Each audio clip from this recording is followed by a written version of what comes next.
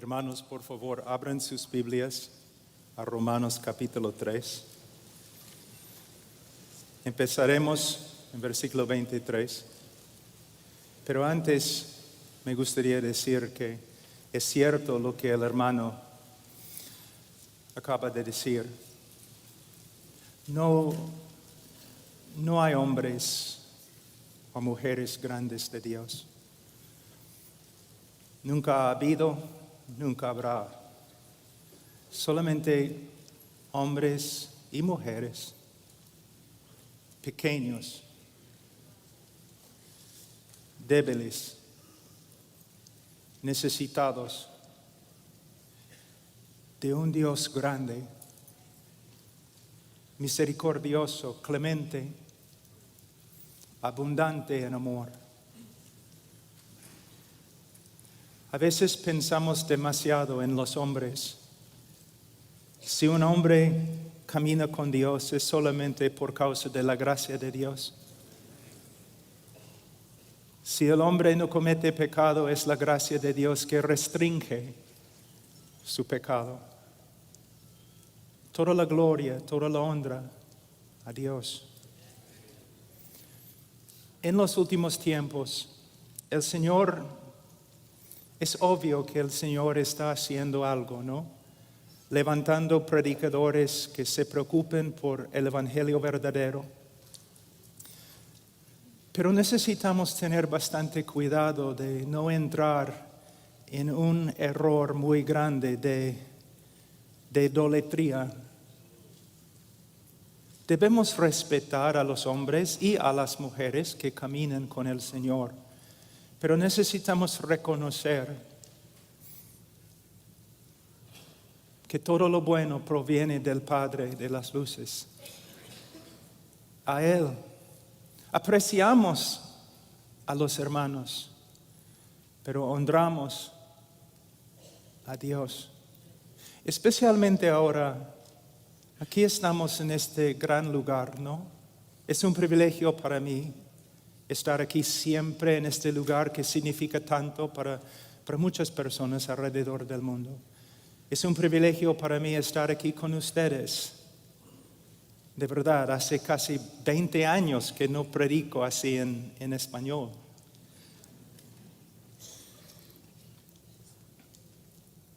Pero necesitamos darnos cuenta que estamos aquí para ver más de Jesucristo y más de su evangelio. Hermanos, ¿se dan cuenta que a través de la historia de la obra redentora de Dios ha habido personas más nobles que nosotros, sabios, reyes, maestros, profetas, que buscaban, que anhelaban ver lo que hemos visto?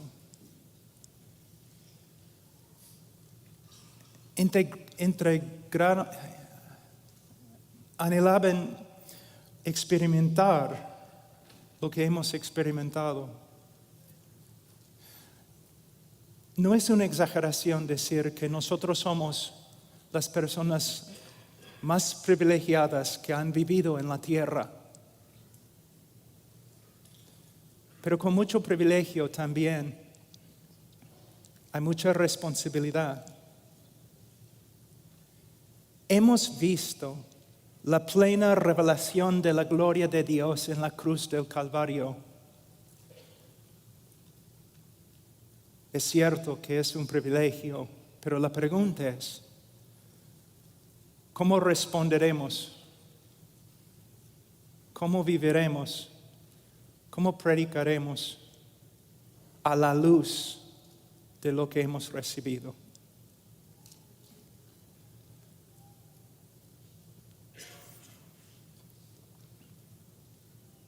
A veces cuando digo a una congregación que voy a enseñar sobre el evangelio, ellos me miran como, ¿por qué? Ya conocemos el evangelio.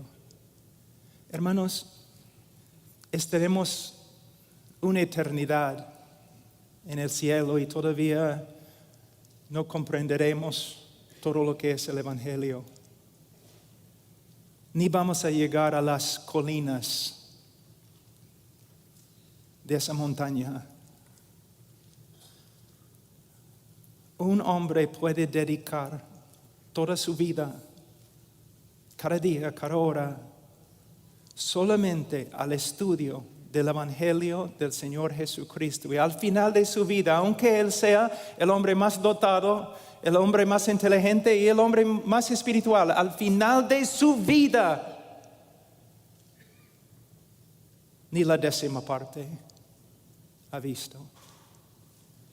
Pero esta es nuestra tarea como predicadores.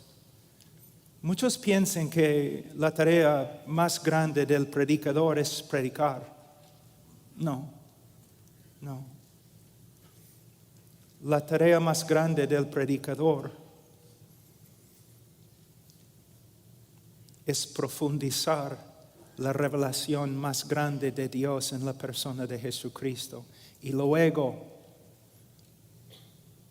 predicar. Como voy a explicar en mi sermón, en el día de hoy el mundo y la iglesia sufren de un evangelio superficial, predicado por hombres superficiales, con doctrina superficial. Hemos recibido, hermanos, una mayordomía más grande que los reyes y los presidentes. Y tenemos que responder correctamente con temor.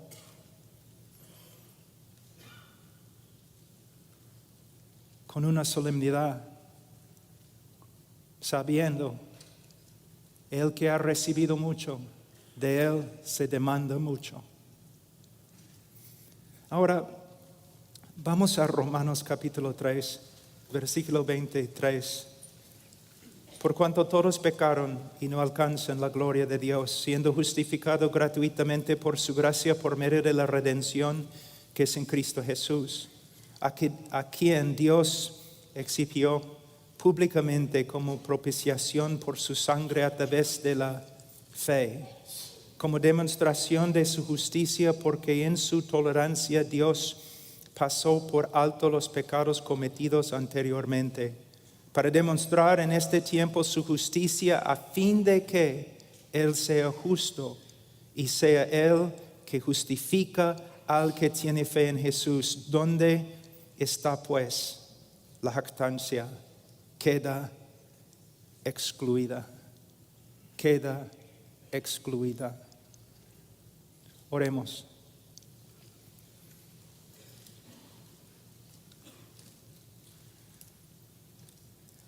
Padre, yo me acerco en el nombre del Señor Jesucristo. Y reconozco, Señor, muy bien que fuera de Él no tengo parte contigo. Pero también reconozco quién soy en Él. Y para su gloria, para su honor, yo te pido que me ayudes a predicar, a hablar de Él.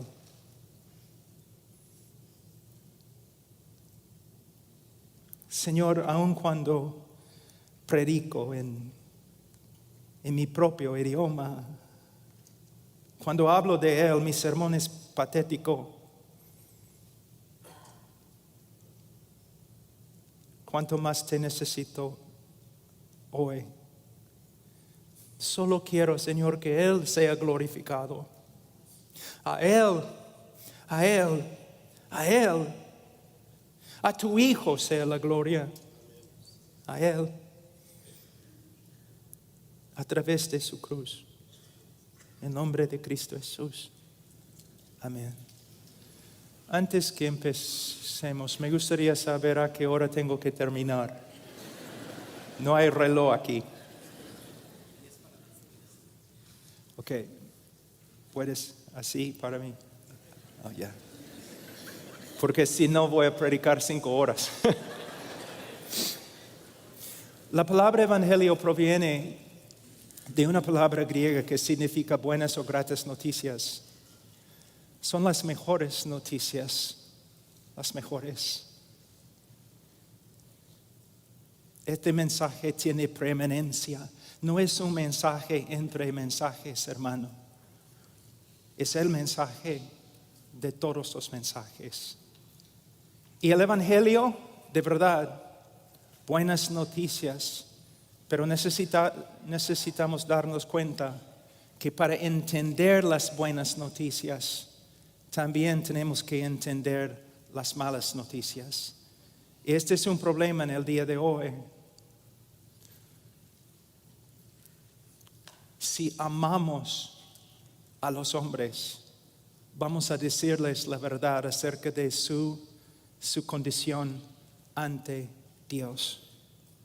Si no predicamos con respecto al pecado, si no nos esforzamos a predicar bíblicamente acerca del pecado, es una de las demostraciones más grandes que nosotros nos amamos a nosotros mismos y no a los demás. Si yo te amo, si soy un hombre de integridad, si soy un médico de integridad y me doy cuenta que tú tienes cáncer, yo tengo que darte las malas noticias, y si no, soy hipócrita. Soy un monstruo de iniquidad. Hay muchos pastores y predicadores en el día de hoy que predican como predican porque se aman a sí mismos y no a la congregación y no a los pecadores. Entonces nosotros tenemos que dar lugar a la necesidad de explicar a los hombres que son pecadores. Los antiguos predicadores eran así. Ellos predicaban la ley, ellos predicaban la santidad de Dios, ellos usaron todo lo que pudieron encontrar en las Escrituras para demostrar, para convencer a todos que son pecadores, porque solamente el pecador busca salvación. Y solo el pecador puede glorificar a Dios, de verdad, por medio de recibir la gracia que ahora sabe que necesita. No debemos ser hombres rudos, enojados. Debemos ser hombres misericordiosos, clementes, llenos de amor, pero a la vez nosotros en amor tenemos que explicar, mostrar a los hombres que son pecadores.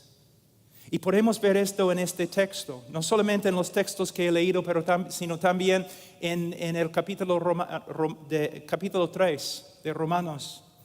Podemos ver Pablo con un intelecto único, con una sabiduría de Dios, el apóstol de los apóstoles, el misionero de los misioneros, el teólogo de teólogos. Y él está usando todos los dones que el Señor le ha dado con un solo propósito: condenar al mundo. Condenar al mundo, para que todo el mundo busque a Dios y la salvación de Dios en Calvario, en la persona de Cristo. La palabra pecar proviene de una palabra griega que significa extraviarse, errar, no dar en el blanco. Es como un arquero que lanza flecha tras flecha tras flecha, pero nunca llega al blanco. En el Catecismo de Westminster, el pecado se define como la falta de conformidad con la ley de Dios o la transgresión de ella. Si solamente hablamos así acerca del pecado, entonces los que nos escuchan van a pensar que el pecado no es tan malo. El pecado es como un error humano y nada más. Pero la Biblia nos enseña que el pecado de verdad es horrible, horrible. Entonces, ¿cómo podemos convencer a los hombres que su pecado es tan horrible como la Biblia dice? Bueno, podemos estudiar la ley con ellos. Podemos pasar por las escrituras con ellos. Podemos hablar de un montón de cosas. Podemos mostrarles el Calvario, donde Cristo murió por el pecado. Pero donde debemos empezar es con la persona misma de Dios. Mira, nuestro pecado no sería un problema si Dios fuera como nosotros. ¿Te das cuenta? Si Dios fuera un Dios injusto, inmoral, Él no tendría problemas con pecado. Pero la Biblia enseña que Dios es santo, santo, santo. Y es solo a la luz de la santidad y la justicia de Dios que los hombres pueden ver cuán horrible es el pecado. Entonces, si tú quieres predicar el Evangelio, hermanos, si quieren predicar el Evangelio, ustedes tienen que enseñar quién es Dios. Cuando pecamos, no estamos pecando contra un insignificante alcalde de un pueblo pequeño, de un pueblo pequeño. Cuando pecamos, estamos pecando contra el Creador del universo, el Rey de los reyes y el Señor de los señores, el Creador y sustentador de todo lo que hay. Les voy a dar un ejemplo, una ilustración que tengo aquí.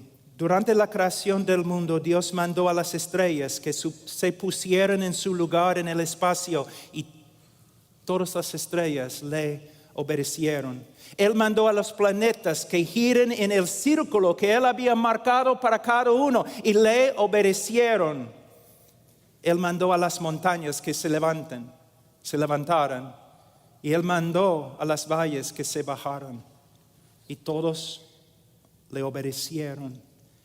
Él gritó al mar: tú vendrás hasta este límite y no pasarás. Y el mar se sometió y le adoró. Luego Dios dice al hombre: ven. Y el hombre sacude su puño en la cara de Dios y grita: no. Por eso en el día de juicio, aún la creación, el universo entero se va a levantar y condenar al hombre por su desobediencia contra un Dios que es merecedor de toda honra, toda gloria, nuestra devoción, nuestra vida, cada pensamiento. Él es digno de cada pensamiento nuestro. Es digno de todo lo que tenemos en cuerpo y corazón. Pero le negamos. El hombre no puede ver cuán horrible es el pecado a menos que tenga una idea acerca de lo que la Biblia dice acerca de Dios. Uno de los problemas más grandes en el día de hoy, y voy a leer, predicando el Evangelio, es que los hombres no sepan que son... No, el problema no es que no sepan que son pecadores. Ellos saben que son pecadores, no les importa. Y no les importa porque no saben quién es Dios. Y no saben quién es Dios porque los predicadores no están predicando acerca de Dios. Si yo voy a tu iglesia, tengo una pregunta. Si yo estoy allí 2, 3, 4 años, ¿cuántos sermones voy a escuchar acerca de los atributos de Dios? ¿Cuánto me vas a enseñar acerca de su carácter? Santo, santo, santo, justo, justo, justo. Sus decretos, sus obras, su voluntad. Los hombres pecadores no tienen miedo de Dios porque no saben quién es. Y no saben quién es porque los predicadores no están predicando acerca de lo más importante, el conocimiento de Dios. Jeremías 9, 23, 24. Así dice el Señor, no se gloríe el sabio de su sabiduría. Hay muchos predicadores en el día de hoy que están enseñando, ¿no?, pequeñas verdades para ayudarte a arreglar tu vida. Están dando a la congregación pequeñas ayudas para mejorar su vida, para que puedan realizar sus sueños. Hermanos, somos hombres de Dios.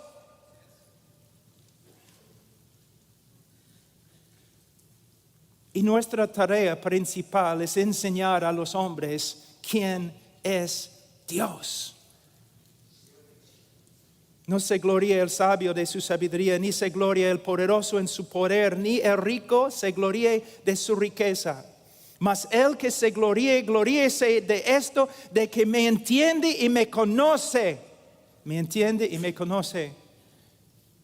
Estamos viendo los dos lados de una verdad muy importante. Entender los hechos acerca de Dios. Entender las verdades bíblicas, doctrinales de Dios. Pero no solamente entender lo que la Biblia enseña acerca de Dios, sino conocer a Dios en una relación, en nuestro tiempo devocional. Un médico sabe mucho más acerca de cómo mi esposa funciona que yo. Él sabe muchos más hechos acerca de su cuerpo que yo sé. Él sabe, es un médico, pero él no conoce a mi esposa. De la misma forma,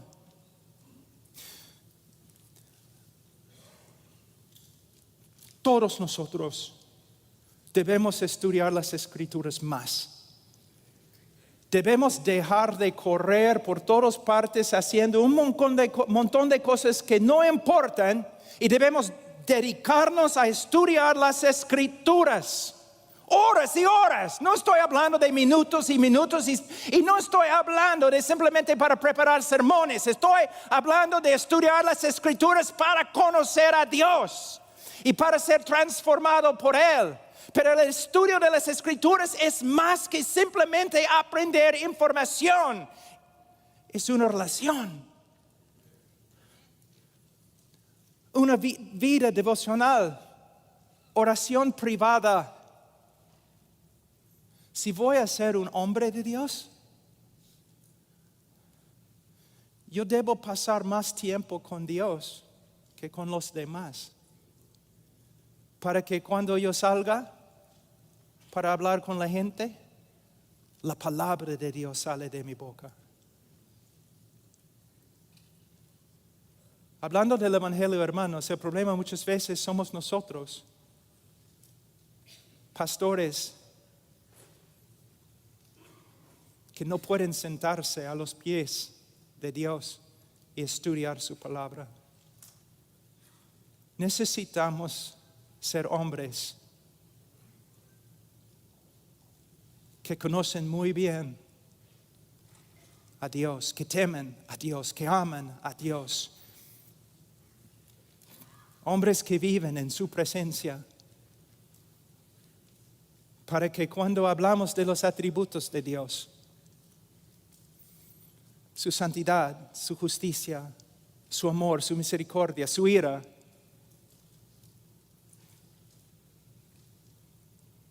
no solamente somos como un loro que habla cosas que ha escuchado,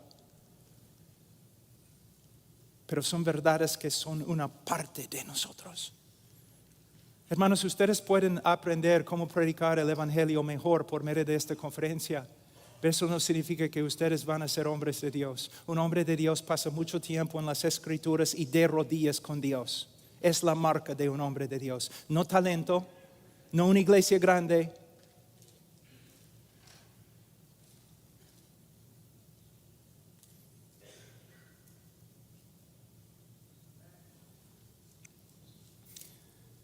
El que se gloríe, gloríese de esto, de que me entiende y me conoce, pues yo soy el Señor que hago misericordia, derecho y justicia en la tierra, porque en estas cosas me complazco, declara el Señor, tu ambición más grande debe ser, si quieres ser un predicador del Evangelio, tu ambición más grande debe ser el conocimiento de Dios. Conocimiento teológico y conocimiento personal. Tú no solamente estudias acerca de Dios, tú andas con Él. En las noches, cuando no puedes dormir, en la vigilia, cuando nadie más se mueve, a solas con Él. Este es el tipo de predicador que necesitamos en el día de hoy. Hay un texto en Oseas 4:6, mi pueblo es destruido por falta de conocimiento. Por cuanto tú has rechazado el conocimiento, yo también te rechazaré para que no seas mi sacerdote. Como has olvidado la ley de tu Dios, yo también me olvidaré de tus hijos. ¿Cuál fue el crimen más grande de Israel? Una falta de conocimiento de Dios. Y los padres, los sacerdotes, los maestros en Israel, ellos eran básicamente ignorantes de la revelación de Dios. Y por causa de su ignorancia, sus hijos espirituales sufrieron. En el día de hoy yo voy a muchas iglesias donde yo veo una congregación sufriendo porque no tienen conocimiento de Dios. Y no tienen conocimiento de Dios porque sus pastores no están predicando acerca de Dios. Y no están predicando acerca de Dios porque no estudian a Dios. Y no estudian a Dios porque no les importa. Y una conferencia acerca de evangelismo no va a cambiar este problema, sino pastores y predicadores arrepintiéndose y corriendo de nuevo donde empezaron, regresando a donde empezaron, a los pies de Dios, viviendo para conocerlo. 1 Corintios 15, 34, un texto que es tan importante, pero muchas veces se pasa por alto. 1 Corintios 15, 34, sed sobrios como conviene y dejad de pecar, porque algunos no tienen conocimiento de Dios, para vergüenza vuestra lo digo. ¿Pueden ver lo que Pablo está diciendo? Hay una relación directa entre una falta de conocimiento de Dios, y la moralidad de una congregación.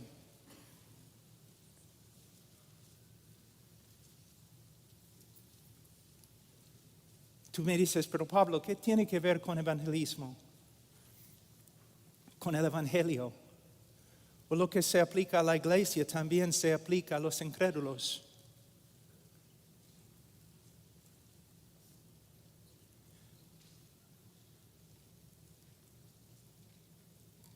Cuando no hay un conocimiento bíblico de Dios, los hombres van a crear a su propio Dios. Y este Dios que ellos creen es nada más y nada menos que una reflexión de ellos. Entonces no tienen miedo del día de juicio, porque el Dios que ellos esperaban es exactamente como ellos.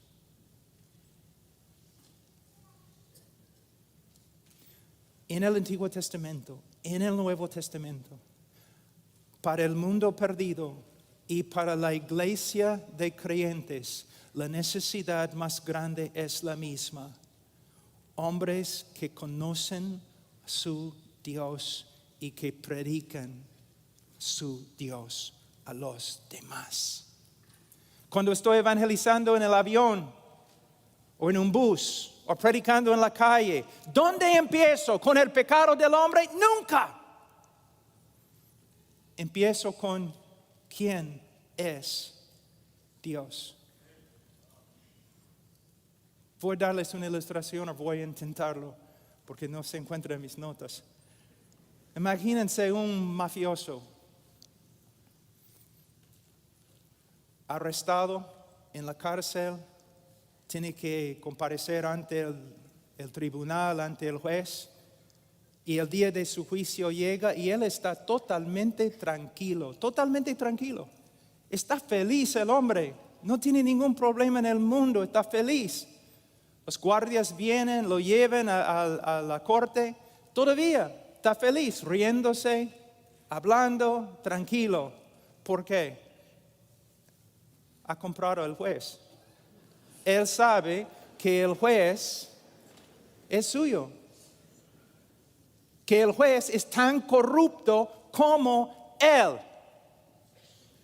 Entonces está feliz. Pero cuando entra al tribunal y ve que el juez corrupto ha sido cambiado por un juez justo, su actitud cambia.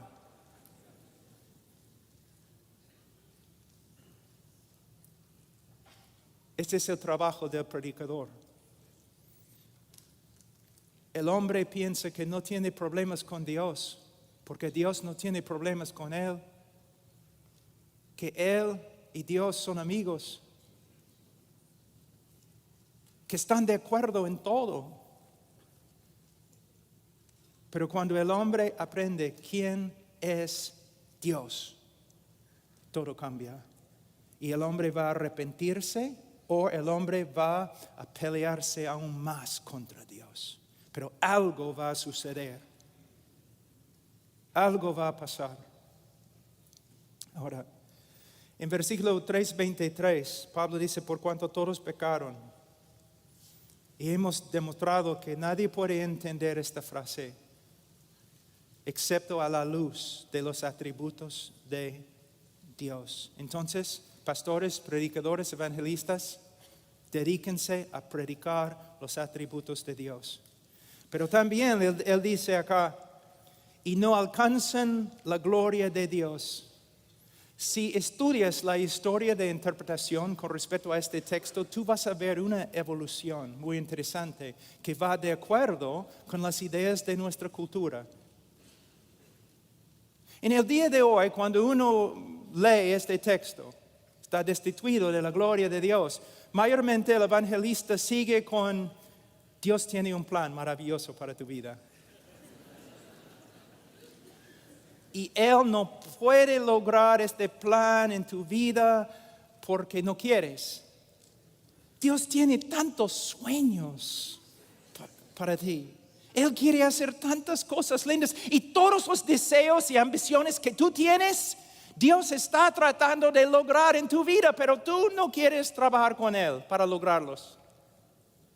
El texto no tiene nada que ver con eso, hermanos. El texto hay que interpretarlo a la luz de Romanos, del libro de Romanos, especialmente, mira, capítulo 1,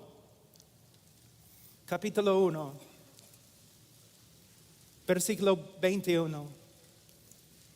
Pues aunque conocían a Dios, no le honraron como a Dios, ni le dieron gracias, sino que se hicieron vanos en sus razonamientos y su necio corazón fue entenebrecido. El hombre fue creado no para realizar sueños humanistas y carnales y personales. El hombre fue creado para la gloria de Dios y para servir a Dios conforme a su voluntad. Y es solo en perseguir este propósito el hombre haya vida y paz y propósito. Agustín dijo, Señor, tú nos has hecho para ti y solo hallaremos descanso si descansamos en ti.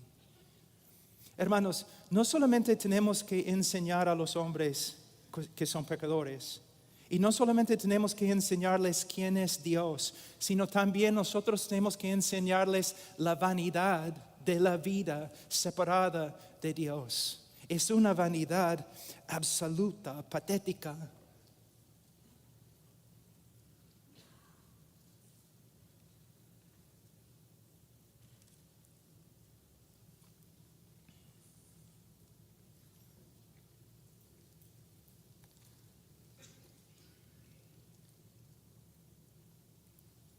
A veces cuando estoy predicando así,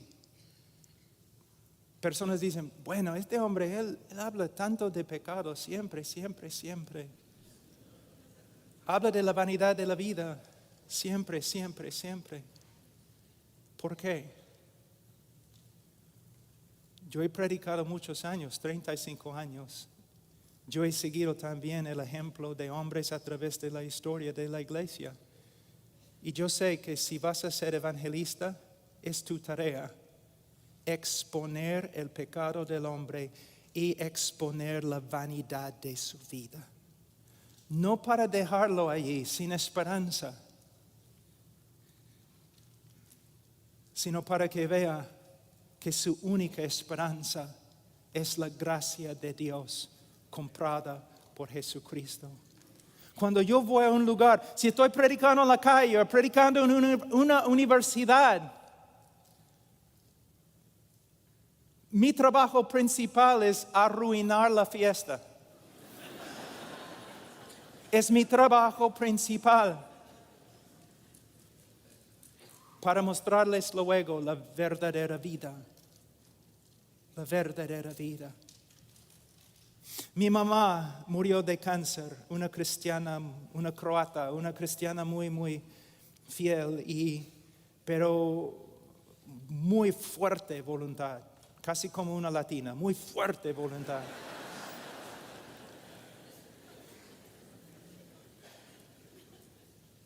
No exactamente como una latina, porque me casé con una latina y ella tiene una voluntad mucho más fuerte que mi mamá.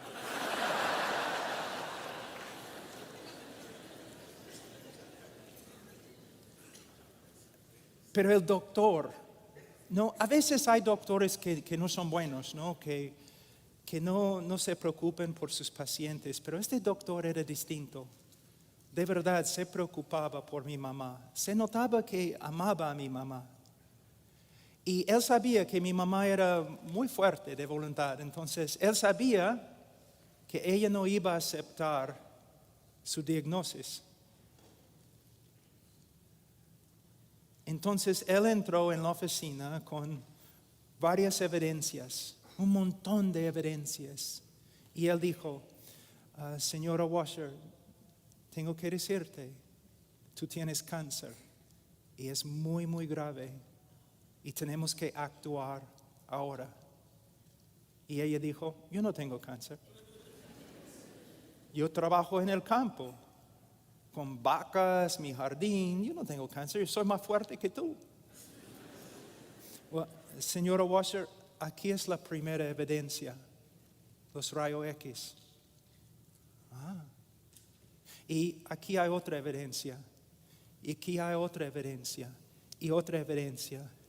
El hombre estaba contristando a mi mamá, haciéndole daño, destruyendo su día. Mi mamá empezó a llorar. Al final ella está llorando. ¿Qué voy a hacer? Soy su hijo sentado a su lado. ¿Voy a pegar al médico? Porque ha hecho que mi mamá llorara, ¿no? Yo amaba, respetaba al médico. ¿Por qué? Él estaba diciéndole cosas muy difíciles. Porque él era un médico de verdad. Y él sabía que el único camino a su salvación, para empezar en su camino a la salvación, ella tenía que reconocer que estaba muriendo. De la misma forma, cuando predico a los hombres, especialmente en la calle, no voy a ser rudo o enojado, cortante con ellos, pero poco a poco yo voy presentando las evidencias, destruyendo los argumentos rompiendo, cortando la insulación alrededor de ellos, hasta que comienzan a ver, caramba, estoy perdido, mi vida no tiene sentido. Y a veces, hermanos, horas, a veces días, a veces meses con una persona hasta que vea. Este es el trabajo del evangelista, la verdadera predicación del evangelio. Pero tengo que decir algo, en el día de hoy también yo veo a muchos predicadores que cuando predican acerca del pecado del hombre, cuando llaman a los hombres pecadores, no lo hacen con amor en su corazón, no lo hacen con lágrimas, no lo hacen con un corazón quebrantado, no, como hombres enojados, orgullosos. Es terrible. Cuando Jonathan Whitfield predicaba, lágrima tras lágrima, pidiendo a los hombres que reconozcan su pecado y que vuelvan a Dios a través de Cristo.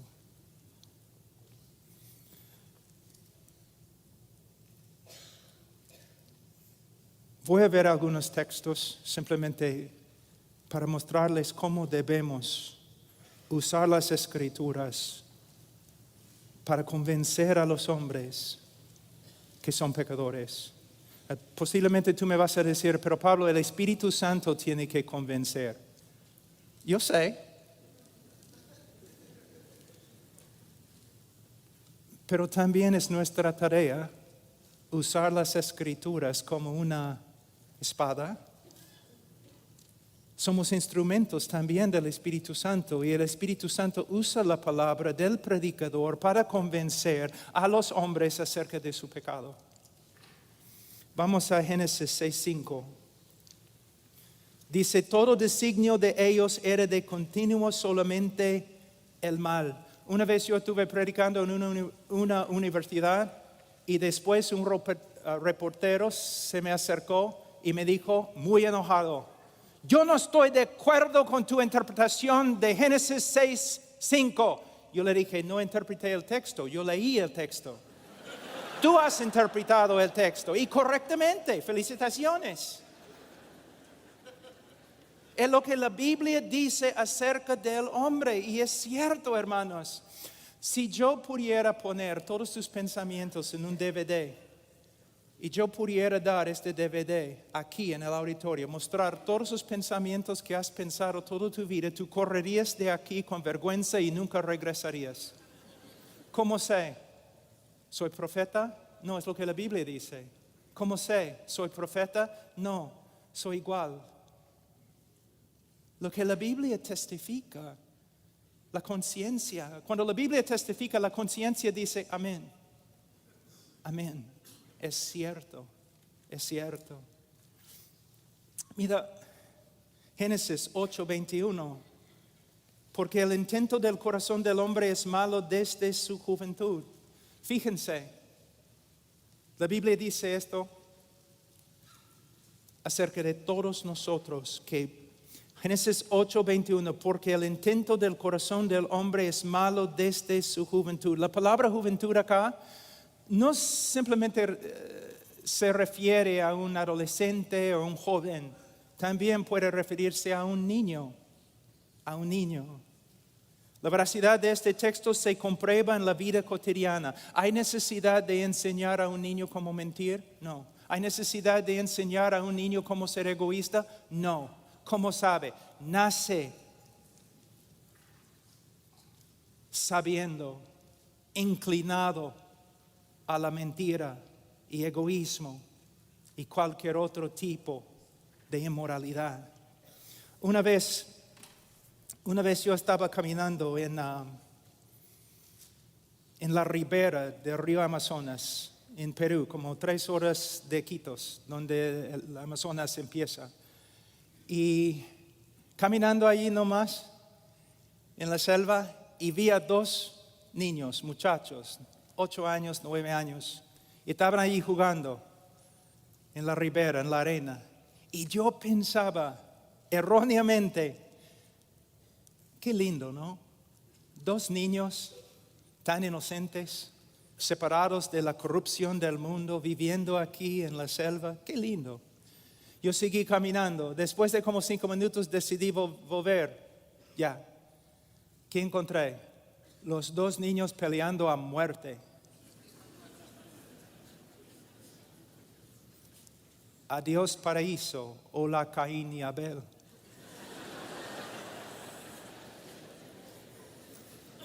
Imagínense un niño un ratito, y lo pones en un cuarto con los mejores juguetes del mundo, los mejores juguetes que existen. Y tú le das juguete tras juguete hasta que encuentras el juguete que no le gusta. Él bota el juguete, tú lo pones en sus brazos de nuevo. Él bota el juguete, tú lo pones en su brazo. ¿Cómo puedes cambiar la actitud del niño con respecto al juguete que odia? Solamente tienes que traer otro niño. Y sentar el otro niño enfrente al primer niño. Y poner en sus brazos el juguete. ¿Qué va a pasar? La tercera guerra mundial. Y hermanos, toda la historia, toda la literatura secular y clásica, toda la filosofía, aún de los hombres, por supuesto la conciencia, las escrituras, los periódicos hasta el día de hoy testifican que el hombre es pecador. Pero no, el hombre no es pecador porque peca, sino peca porque es pecador por naturaleza. El texto clásico es Salmo 51:5. He aquí en maldad he sido formado y en pecado me concibió mi madre. Ahora, una ilustración más y vamos a ir, si tenemos tiempo, a la respuesta de Dios con respecto a nuestro pecado. En Isaías 64:6, la Biblia dice: si bien todos nosotros somos como suciedad y todas nuestras justicias como trapo de inmundicia, y caímos todos nosotros como la hoja y nuestras maldades nos llevaron como viento. Yo he trabajado con los leprosos. La lepra es una enfermedad muy, muy grave. Vamos a decir que tenemos un leproso con nosotros hoy. Olemos su hedor, podemos ver la sangre y el pus saliendo de su cuerpo. Es una escena que ni el más fuerte puede aguantar. Es algo horrible, hermano. Pero vamos a decir que nosotros decidimos ayudarle.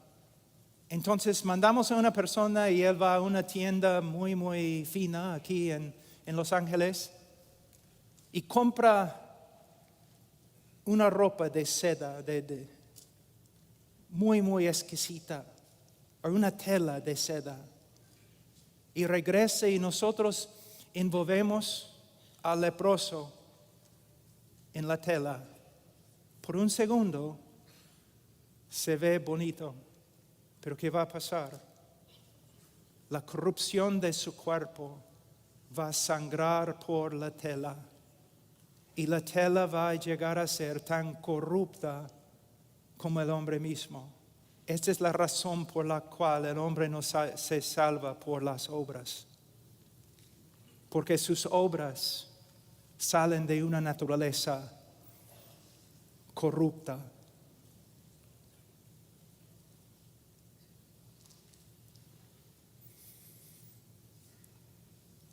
Ahora, un ratito, quiero que vean algo muy importante en Romanos 3. El apóstol Pablo en capítulo 3, versículo 10. 10 a 20. Si tú tomas una clase de evangelismo conmigo, vamos a pasar mucho tiempo en este texto. ¿Por qué? Esta es la conclusión de todo lo que Pablo ha escrito. Aquí podemos ver la estrategia de Pablo en tratando el pecado de los hombres. Él ha usado varios argumentos, pero ahora puesto que también no solamente está hablando a los gentiles, sino también está hablando a los judíos, Él va a terminar con varios textos de las Escrituras, texto tras texto tras texto. Yo hago lo mismo cuando hago evangelismo, con una congregación o con una persona, texto tras texto tras texto tras texto. Hasta que por medio de las Escrituras y el poder del Espíritu Santo que se manifiesta a través de las Escrituras, el hombre pueda ver su pecado. No hay justo ni aún uno. No hay quien entienda, no hay quien busque a Dios. Todos se han desviado, aún se hicieron inútiles. Él está destruyendo con cada texto los argumentos de los judíos. Todos se han desviado, aún se hicieron inútiles. No hay quien haga lo bueno, no hay ni siquiera uno. Y él sigue un versículo después de otro versículo. Y al final él llega al versículo 19 y dice, ahora bien sabemos que cuanto dice la ley, lo dice a los que están bajo la ley. El propósito de Pablo en su predicación del Evangelio, su primer propósito, para que toda boca se calle y todo el mundo sea hecho responsable ante Dios. El propósito de Pablo en predicar con respecto al pecado y el pecador, su propósito, su fin, condenación de todos. Con los textos es como tienes un pecador acá, ¿no? Y con los textos él pone barras para que no pueda escaparse por acá. Luego barras por acá y barras por atrás y barras por acá y cemento en el piso para que el pecador no puede hacer nada excepto mirar arriba. Encarcelar al pecador. Y de nuevo yo repito, si vas a trabajar con un cuchillo tan filudo, tienes que hacerlo con bastante cuidado, con bastante sabiduría y con bastante amor. Pero a la vez tienes que hacerlo. Encerrar al hombre para que no tenga ninguna esperanza.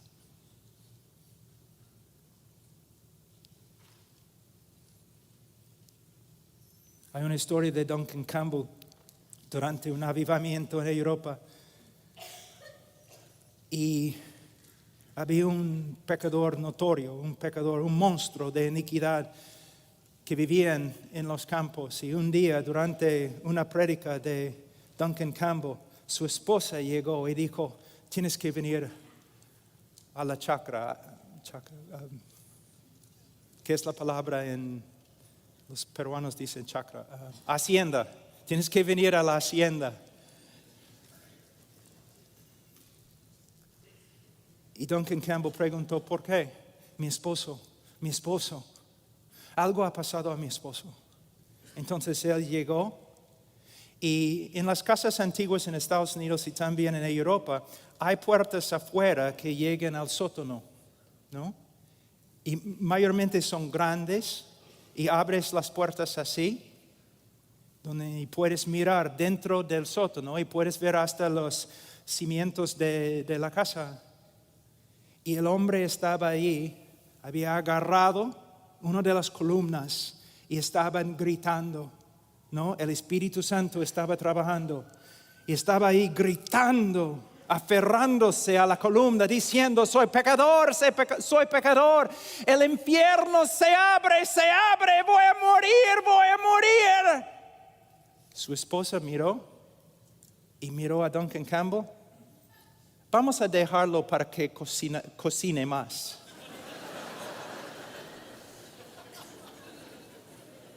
Hermanos, los antiguos predicadores hicieron lo mismo.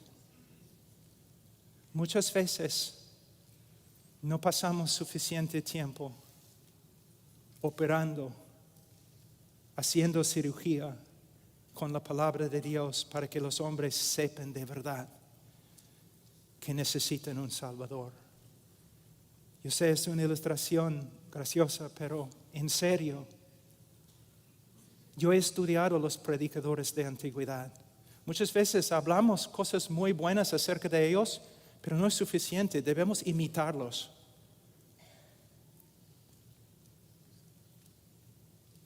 Yo no voy a consolar a un pecador que el Espíritu Santo está turbando. Yo voy a dejarlo. Quizás voy a estar a su lado en silencio, pero voy a esperar hasta que diga, dame una respuesta. Yo veo claramente mi pecado. Por favor, dime que hay esperanza, que hay salvación en Sion. De nuevo, se necesita sabiduría. Ahora,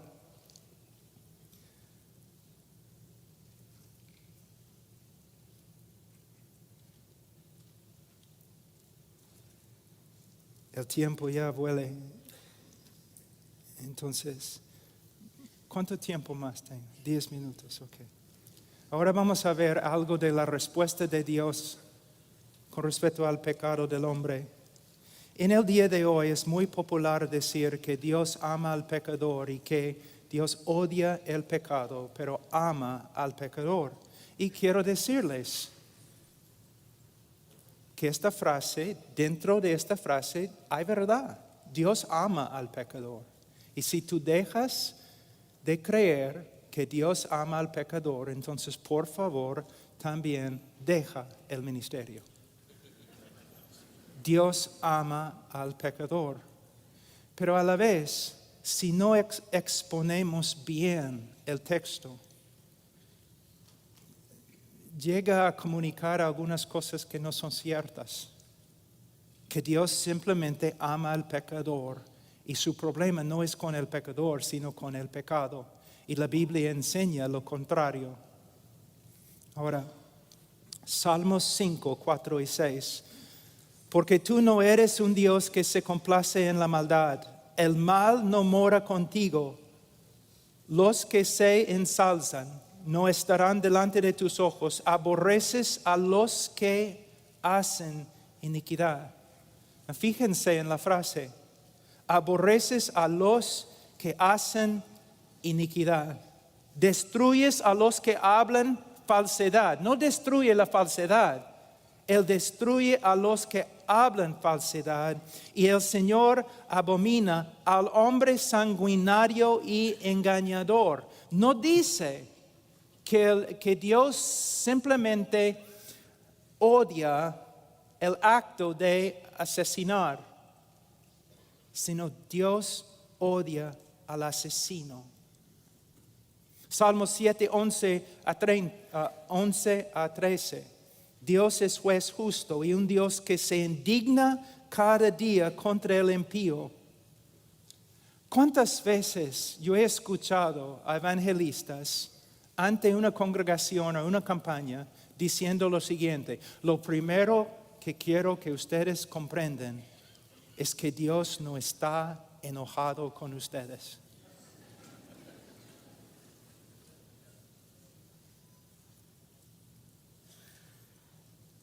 Yo entiendo lo que el evangelista quiere lograr y a veces su propósito es noble, pero él está diciendo algo que no es cierto. De hecho, la Biblia enseña lo contrario. Dice 12, y si el impío no se arrepiente, él afilará su espada. Tensado y preparado está su arco. Ha preparado también sus armas de muerte. Hace de sus flechas saetas ardientes. En hebreo, si tú quieres enfatizar algo, tú repites.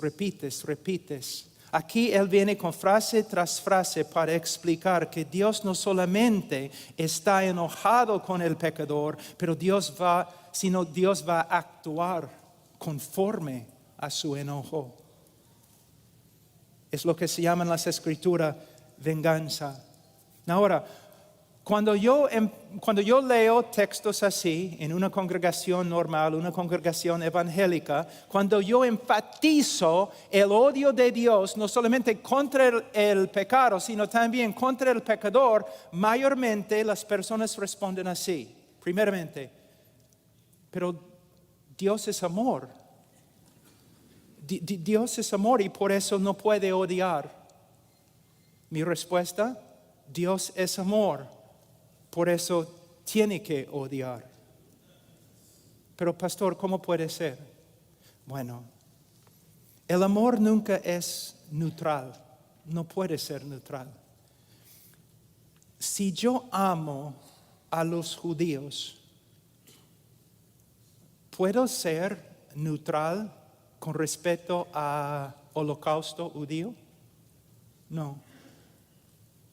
Si amo a los afroamericanos, ¿puedo ser neutral con respecto a la esclavitud? Si amo a los niños, ¿puedo ser apático, neutral al aborto? No, si amo a los judíos, tengo que odiar el holocausto judío. Si amo a los africanos, tengo que odiar esclavitud. Y si amo a los bebés, seres humanos con almas, yo no puedo ser neutral con respecto al aborto. Yo lo odio. Yo lo odio. Dios ama la justicia. Él odia la maldad. Y si no fuera así, tendríamos en el cielo un Dios como Hitler. Otra objeción, Juan 3:16. Me dicen, pero Juan 3:16 se encuentra en las Escrituras. Dios ama al mundo. Y para que sepan, mi texto favorito en toda la Biblia es Juan 3:16. Sí, se encuentra en las Escrituras. De verdad. Pero también Salmos 5:5 se encuentra en las Escrituras. Salmos 5:5 que dice, aborreces a todos los que hacen iniquidad. Aquí es una lección muy importante con respecto a la hermenéutica. La Biblia no se contradice. Si interpretamos un texto de tal forma que contradice nuestra interpretación de otro texto, entonces tenemos un problema. Hemos interpretado uno o dos textos erróneamente, equivocadamente. Como los atributos de Dios existen en perfecta armonía, la palabra de Dios, que es una expresión, una revelación del carácter de Dios, las verdades de la palabra de Dios también tienen que existir en perfecta armonía. Entonces, si vamos a ser cristianos bíblicos, tenemos que afirmar que Dios ama al pecador. Y a la vez tenemos que afirmar que hay una forma de que el odio y la ira de Dios descansa sobre el pecador. A veces yo he escuchado a los evangelistas diciendo lo siguiente: en vez de ser justo contigo, Dios ha sido misericordioso. Esta es la razón por la cual debemos enseñar a nuestros niños la lógica.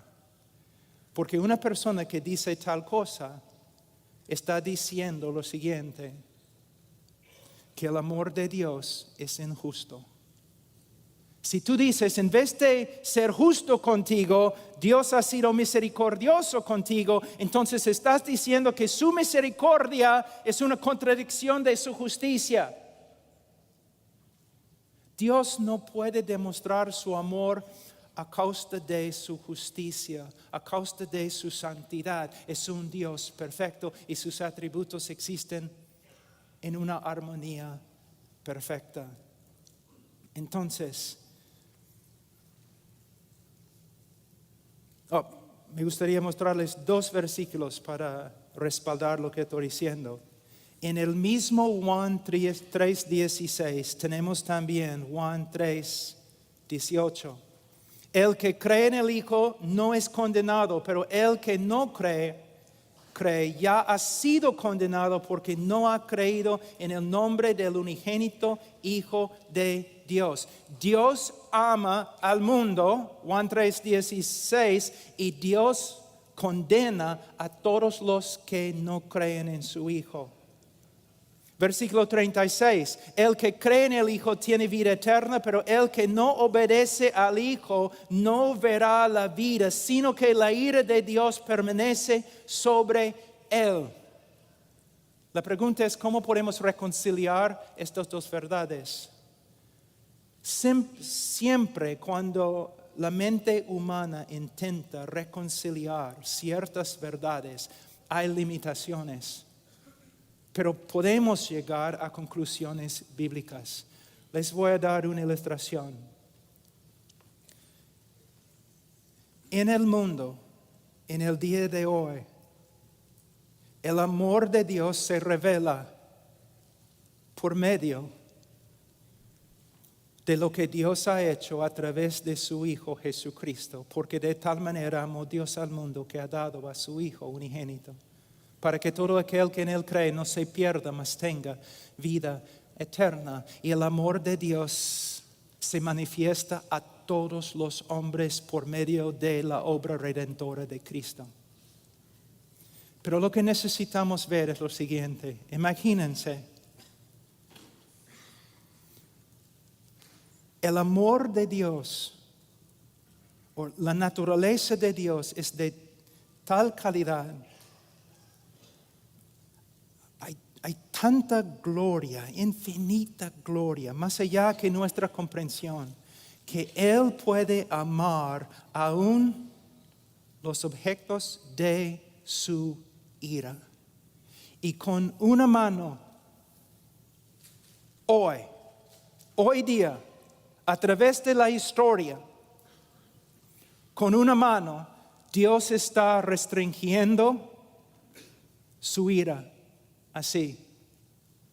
Y con otra mano, Dios está llamando a los hombres que vengan, que vengan, que vengan. Pero un día, en la vida de cada uno, y un día, en la segunda venida de nuestro Señor Jesucristo,